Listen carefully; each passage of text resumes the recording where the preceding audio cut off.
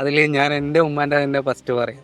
ഈ ഒരു കാര്യം ഞാൻ പഠിച്ചതിന് ശേഷം എൻ്റെ ഉമ്മാൻ്റെ അടുത്ത് അല്ലെങ്കിൽ എൻ്റെ വീട്ടിൽ ഞാനത് അപ്ലൈ ചെയ്യാൻ വേണ്ടി നിന്നതാണ്. പക്ഷെ നടക്കാത്ത കാര്യമാണ്. ഞാനത് വിട്ടതാണ്. എൻ്റെ റൂമിൽ മാത്രം ആ ഒരു പദ്ധതി ഒതുക്കിയ ആളാണ് ഞാൻ.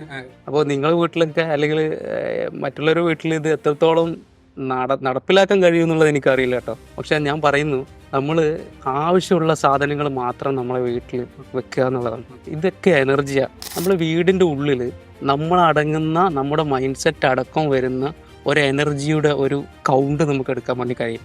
ഇങ്ങനൊരു കൗണ്ട് എടുത്തു കഴിഞ്ഞാൽ ഇതേപോലെ നമ്മുടെ രാജ്യത്തിന് കൗണ്ടിങ് ഉണ്ട്, എനർജി ലെവലിൽ കൗണ്ടിങ് ഉണ്ട്. അപ്പോൾ ഓരോ രാജ്യങ്ങളുടെ വികസനവും കാര്യങ്ങളൊക്കെ വരുന്നത് അവരുടെ ഇതൊക്കെ ചേർത്തുകൊണ്ടുള്ള ഒരു എനർജി ലെവൽ വെച്ചിട്ടാണ്.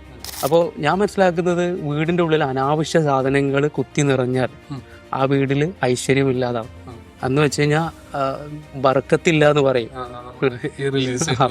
റിലീസ് സൈഡിൽ പറയുകയാണെന്നുണ്ടെങ്കിൽ ബർക്കത്തില്ല എന്ന് പറയും, അല്ലെങ്കിൽ ഐശ്വര്യമായിട്ടാന്ന് പറയും. ഈ ഒരു സാധനം നിങ്ങൾ പരീക്ഷിച്ചു നോക്കൂ. നമ്മൾ ഒരുപാട് ഗ്യാപ്പുള്ള, അല്ലെങ്കിൽ വെച്ചാൽ ഒരുപാട് സാധനങ്ങൾ കുത്തി നിറക്കാത്തൊരു വീട്ടിൽ ചെല്ലുമ്പോൾ ഉണ്ടാകുന്ന പോസിറ്റീവ്നെസ്, അത് നമ്മൾ അനുഭവിച്ചറിയേണ്ട കാര്യമാണ്. അതേസമയം വീടുകളിൽ ആവശ്യമില്ലാത്ത തുണികൾ, അത് നാളെ നമുക്ക് ഉപയോഗിക്കാമെന്ന് വിചാരിച്ചിട്ടാണ് വെക്കുന്നത്.